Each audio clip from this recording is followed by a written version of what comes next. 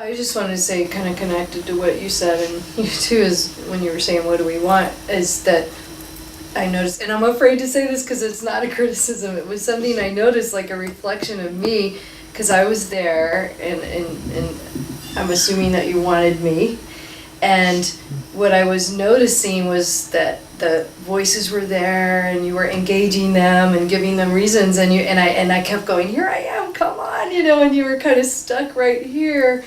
And then I was like, I thought, am I judging her? No, just be patient. Just open your heart more. What were you feeling? I wanted her to come towards me, and I felt like she was kind of stuck.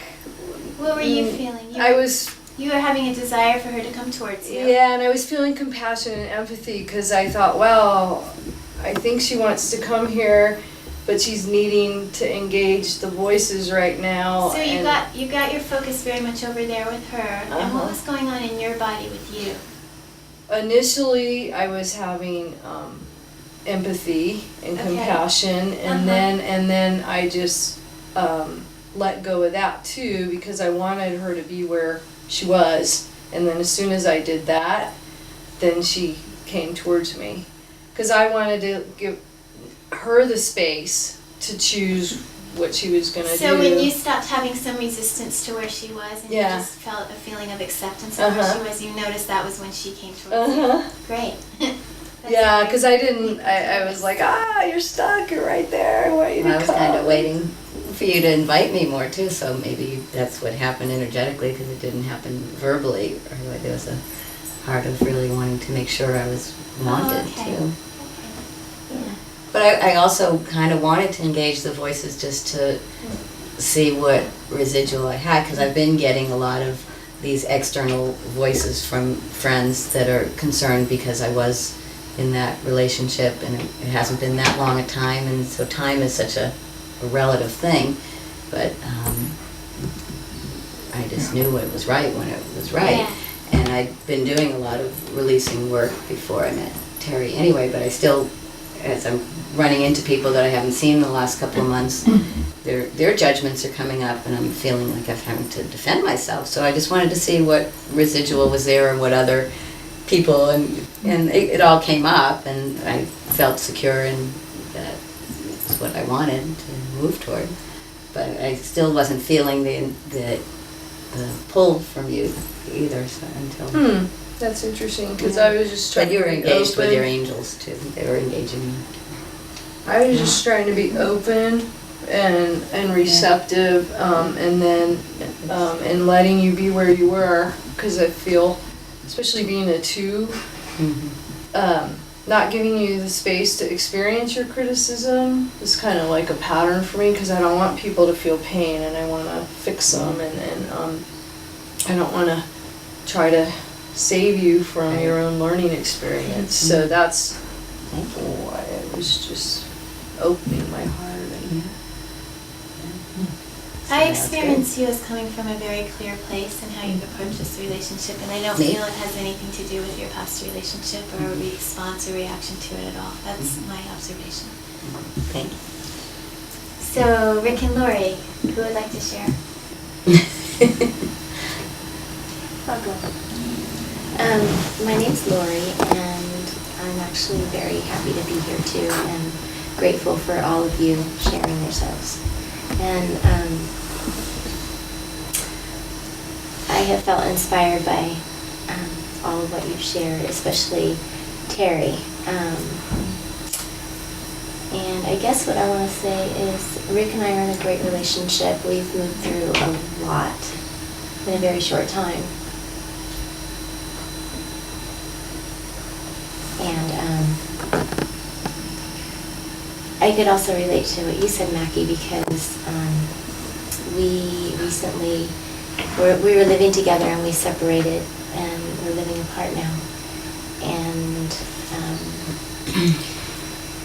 it's been really great. And before Rick and I got together, I guess it was a little over a year before we got together, I had come out of a really painful relationship and was really introspective for about 13 months. And in that time period, I had gotten in a really bad car accident, and I started doing artwork. this therapy, and it really awakened me to, I guess I kind of was having a spiritual crisis, is what I would call it, or awakening. And so anyway, I was painting and just being with myself, and I stayed home a lot, took a lot of baths, and you know, I finally one day I went to the park and I was journaling and I was praying. Also, like, you know, the furthest thing in my mind was being in a relationship, but I think we all long for, you know, love and to be loved, and, you know, so I just surrendered and said, you know, am I going to be a mom? Am I going to have a family? You know, I just let go and let God. And that day I came home and there was an email from him. I had met him 6 months prior, and actually the way we met was his 4.5-year-old little boy came over and picked me out of a crowd and was kind of flirting with me and gave me a balloon. And he's still my little boyfriend. He's so cute, and he's 6 now. So his friend and my brother, he's not really my biological brother, but my really good friend, they kind of knew something about Rick and I. Neither Rick nor I were ready for a relationship at that point, but they got business cards and kind of kept us, you know, somehow connected, even though we weren't really in communication. And his friend kept saying, you know, did you see that girl? Have you seen that girl? Have you called her? You know, that's the one for you. And my brother's like, you know, that's the guy for you. And I'm like, what? You know, I couldn't even see him. He had sunglasses on, and I wasn't paying attention, so. But anyway, so I went home that day that I had written this whole prayer out, you know, like, what's up for me? What's next? And he had written an email and said, I'm in a good place now. I'd like to meet you. Want to go for dinner? Because we had an email before that, and, you know, I knew he was in his space and I was in mine. And anyway, and so the first date was really, really amazing, and it was funny because I kind of felt this knowing. We've been doing a lot of healing together, and it's really divine that we've been brought together. And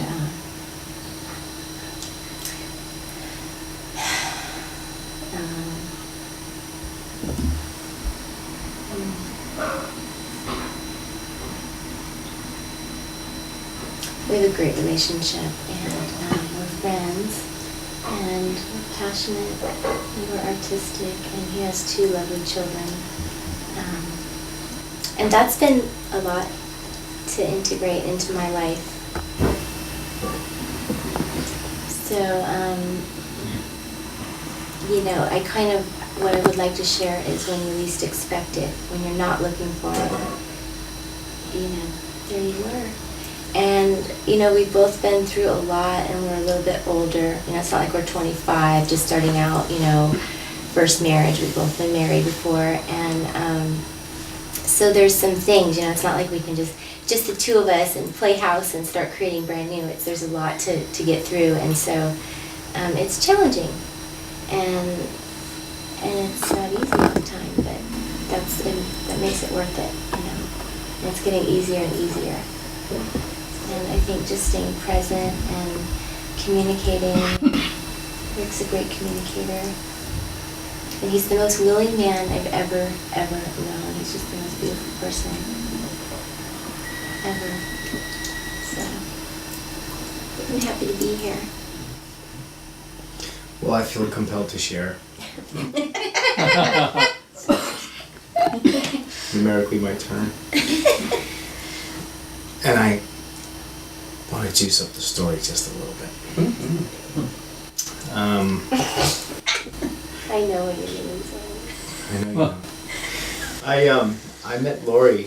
I was still actually married when I first met Lori, and really we were legally married, but we've been estranged for years. And I took some steps because we just wasn't meant to be, and we weren't compatible, and it was a very traumatic, dramatic relationship, inside we had 2 children, and so I was at the tail end of that. And a friend of mine that I work with we were sharing, it was Fleet Week in the Bay, and I said, it was a Friday afternoon, I go, you know, I said it was going to be Guys' Day, so I took my son and invited my friend and his son. I said, let's go do some guy thing. Let's go out and watch the Jets. Let's go watch the Blue Angels fly over the bay, man. Let's go out. So I told my buddy, and I said, well, let's do this. And it just came to me on a Friday afternoon about 3 o'clock. I said, let's go on the Hornblower yachts, and let's go watch the Jets. And then so I called my buddy. He's like, yeah. And so my friend Johnny goes, well, is it okay if I bring the princess, which is his girlfriend? I said, sure, man, whatever. So we go, and we all, yeah, she calls him princess. What else would it be? His endeared name. So I have a friend, my best friend, and his son and his mother-in-law. So we all go to San Francisco, and we get on the Hornblower yachts, and we go out and we watch the Jets, and it was really, really fun. And then afterwards, you know, the sailors and all the Navy guys, and it was pretty exciting. And afterwards, we got in the Embarcadero, and we're about to leave, and I said, you know, it was a beautiful day in the city. I said, let's go down to Pier 23 and let's hang out there for a little while, have a cocktail or whatever, and maybe some appetizers, and let's just go for a little while. Everybody's like, sure. So we go, and we're waiting for a while to get a table, and we finally get one, and there was a bunch of us, and my son's sitting on my lap, and I look over and I noticed Lori, and I was like, wow, she's cute. So my son, we started talking and that kind of thing, and her brother started chatting, and she was sitting on his lap. She was sitting on a chair, and this is the juicy part. This is really cute, and it's fun. And she was sitting on a chair, and she had these kind of hip hugger jeans on, and she had these really, I'll say it, thong underwear, and it was kind of over. She's got these beautiful hips, so she had this thing over her hip, and my son, you know, he sat on my lap for about a good 20 minutes, and he was kind of bored. So he wiggled off my lap, and I said something to him. I'm not sure what it was. Anyway, so he gets off my lap, and he walks over to Lori, and he takes her thong underwear and snaps it. He's trying to be a little bit delicate on it. Yeah, but it's a really fun story. How fun is that? So He loves telling it, that's why. I love telling the story. Well, because in the big picture, it's really relevant. So He was learning wedgies at school. he was learning wedges at school, in preschool. So she looked at me like, and she turned around like, I was ready to kill luckily I somebody. was far enough away where she couldn't strike me because I was, you know, and she was looking at, what was that? And then she looked down, and my son's standing there, and he goes, and he hands her a balloon, and she's like, did you do that? And he's like, uh-huh. So she looks at me like, and I'm like, well, I don't know. Yeah, really, right. You know, You're like, yeah. that story is, We get a lot of miles off that story. the jury's still not out on what really happened, but it was our experience. And so he sat in her lap, and she started talking to him, and they had this relationship, this instant bond. And so we didn't see each other. So we exchanged. Actually, my friend, we left. It was probably we chatted for 20 minutes or so. And, my friend John got her business card and took one of his business cards and wrote my name on it and gave it to her. and so we're leaving, and he goes, that's the girl for you. Wow. I was like, really? He's like, I was like, but I'm not. I was like, you know, I'm not in a really good place right now, and kind of relationship is really not what I couldn't even think about it. So time went by, and we emailed each other a few times, and I knew that intuitively that I couldn't and shouldn't physically talk to Lori. I mean, I just didn't. So we emailed, and we kind of got to know each other, maybe 10 or 12 emails over the course of time, and I called her right before Thanksgiving. Actually, my birthday was December 3rd, the same as her brother's. And we had tentative plans. This was in October, and maybe we can get together. So it was right before Thanksgiving, and I called her on the way home from work one day, and we started chatting, and she shared with me she got in a car accident, and we talked for 2 hours. You know, and it was in my commute time, and it was such a natural flow. I mean, she's so easy to talk to, and she's so interesting. And I got off the phone, and I was like, whoa. I was like, wow, you know, what's that? What was that? So I said, okay, well, you gotta stay away from, you know, no. So anyway, Stay away. that's really how I felt. I was like, I like that. And I like her, she's amazing. And we got together once, so I was divorced and separated from and my friend John, on a consistent basis, we worked together in the same office. And probably not a week went by when he goes, did you call Lori? Did you call her? Actually, he nicknamed me Pure 23. It's kind of fun. He said, yeah, if you call Pure 23. And really, it was uncanny. I was like, John, you know, what? What? You know, enough, okay? He's like, no, that's your girl. She's right up your alley. So, it was kind of, I said, okay, I trust you. So, but I just kind of dropped it. And as time went on, I separated and I did what I had to do, and I kept my house. And that Thursday when I talked to Laura, I think that was Thursday afternoon, I talked to her. I just was like, guess what? You know, that's a very good candidate. It's a very good possibility. So, and I let it go. And so it really is interesting because I knew in my heart, of hearts that. So I was kind of like, I was home, I was alone, I spent some time alone and got my house together, and I thought to myself, you know, I was in my office and I have a file where her last name is Lion, and I had it in the Lion file, and it's in my email, and all of a sudden I was like, I think it's time to give Lori a call. So I emailed her and said, and it was very brief, and we hadn't emailed each other in who knows how long, months. And I said pretty briefly, pretty simply, I'm in a good space now. Would you like to I'd like to have dinner. So she's like, I don't want to email anymore, call me. So I called her on a Thursday evening again, and we talked for 4 hours. You know, and I mean, it was just, Non-stop. I mean, it was just incredible. And we got together that Saturday, and I went to her house and picked her up. And she was in a black dress, which is exactly how I knew she was going to be in a black dress. And because it was in my thing, it was in my aura, the possibility I created when I was maybe a couple lifetimes ago. And there she was, and I was like, I opened the door. This is real for me. Yeah. This is real in my heart and in my head and my soul. And I looked at her and I just was like, wow, you know, I can't believe it. So we got together, and she invited me in, and we're chatting, and we're on her bed and holding, and I was shaking. I remember I was like, wow. I mean, I was just blown away. And Well, we were just sitting on the edge of the bed because we were getting ready to pick angel cards.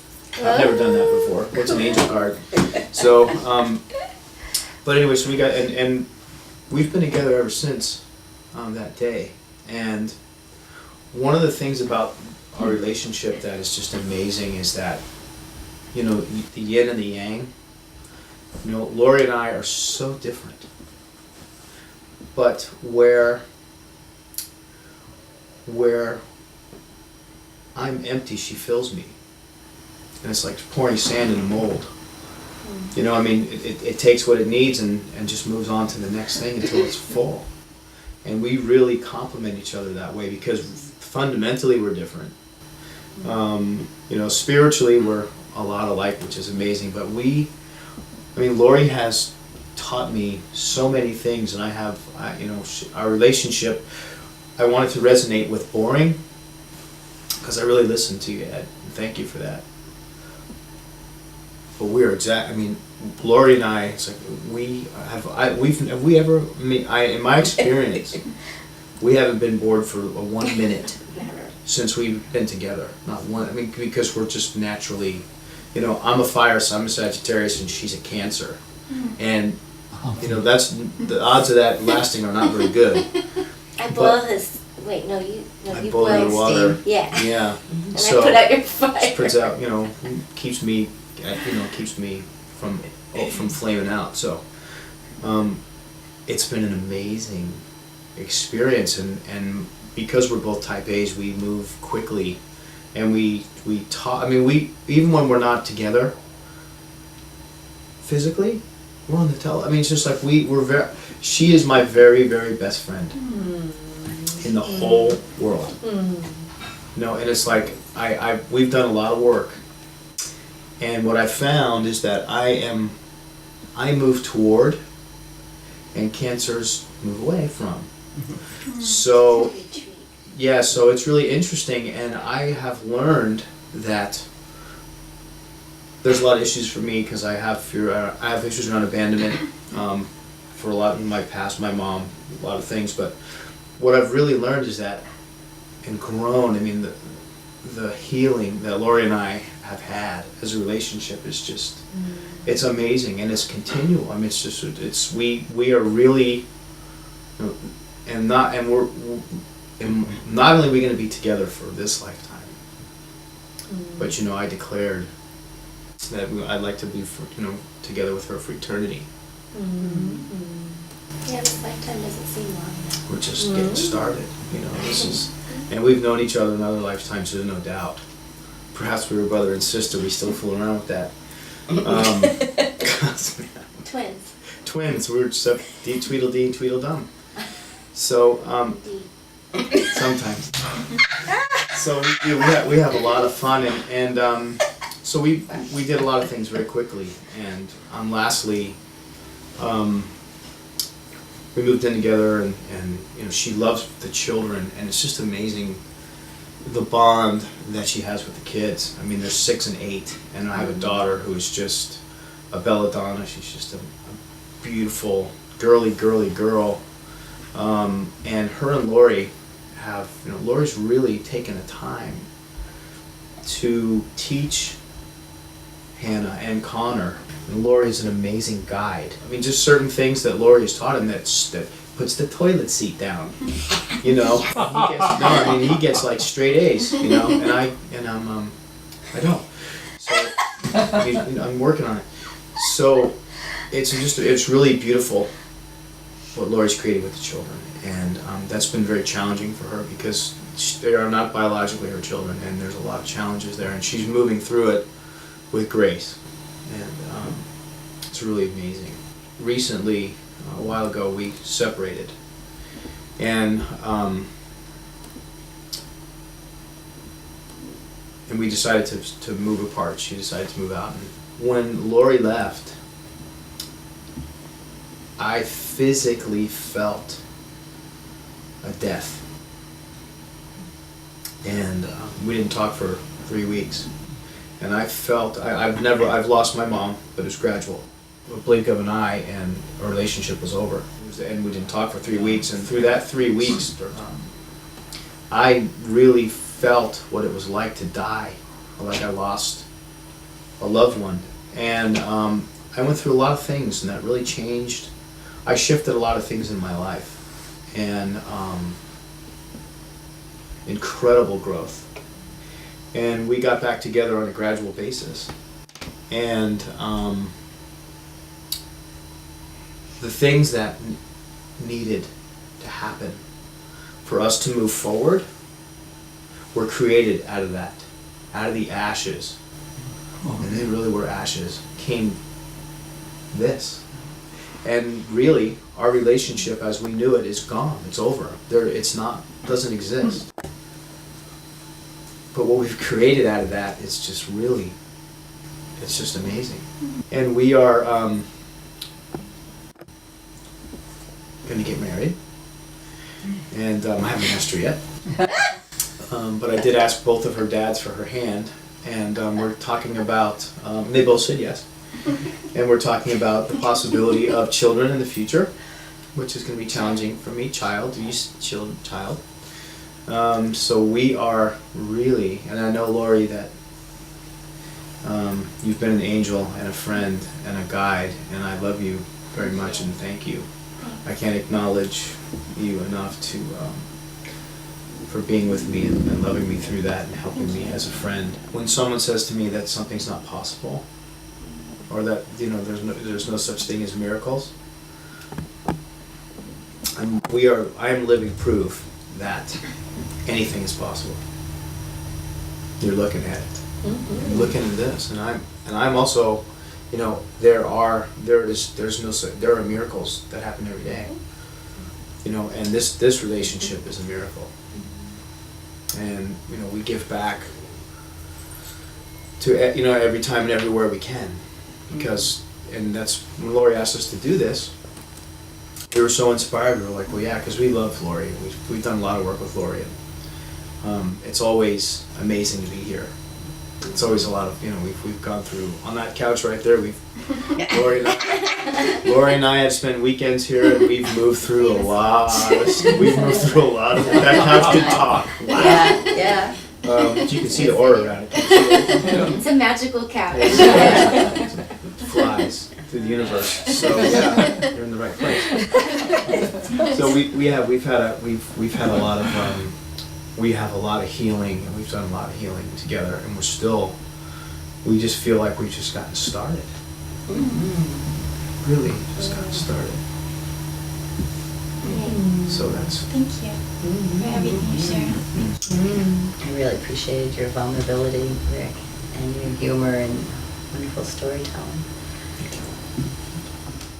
I want to share about my story with Ray. I just feel inspired since everyone shared. And he's actually working today. He has permission to be at home, but he's working on contracts, so he needs to work. He comes sometimes to these. But what struck me in its similarity is what a few of you had said, was that our friends knew that we were supposed to be together. I went to the Mount Madonna choir concert, and I saw Ray walking down the aisle because he was in the choir for many years. And I saw him, and I made a prayer to the universe to have our paths cross, because it was in this giant church. There's a lot of people, so it's not like I could just do a beeline and go try to meet him. And so then I started chatting to the woman next to me who I didn't know, and it turned out that she was a good friend of Ray's, a longtime family friend. And then after the concert, Dan and Karen came up to me, and at the time they were acquaintances. We weren't really good friends yet, but Dan and Ray were very close friends, and they invited me to go out with the choir. And I didn't know why. Like, these acquaintances said, you have to come out with the choir for dinner. So I went out, and Ray and I were introduced, and I was dating this man, and he was dating someone. It was just a little, you know, we just met each other, and we're aware of each other. And then a week later, the man that I was dating asked me to organize a birthday party for him with his best friends that he had known for 20 years, and this new guy he had just met named Ray. And I called Ray, and I realized it was the same Ray. And Ray came to the birthday party, and it wasn't like we were, you know, it was a birthday party, and it was for this boyfriend, and that's where my attention was. But after the party, both the boyfriend and a woman friend of mine who was there came up to me separately and said, she said, why are you with this guy? You're supposed to be with Ray. And then the guy came up to me and he said, well, you should cultivate a friendship with Ray because you'll end up together. And Your boyfriend said that. yeah. And so then, whenever I've dated a man, and this angel voice always comes in my ear and tells me what to expect, and it's never what I think. And it said that this is the man that's everything that you dreamed of, and he's the right mate for you. And I remember I wrote it in my journal, and then I remember, like, much time had gone by, and Ray and I did have a friendship, but he was dating someone, and it just wasn't, you know, so it was never a question. And I said, oh well, that was just not really, that was just some fantasy. And then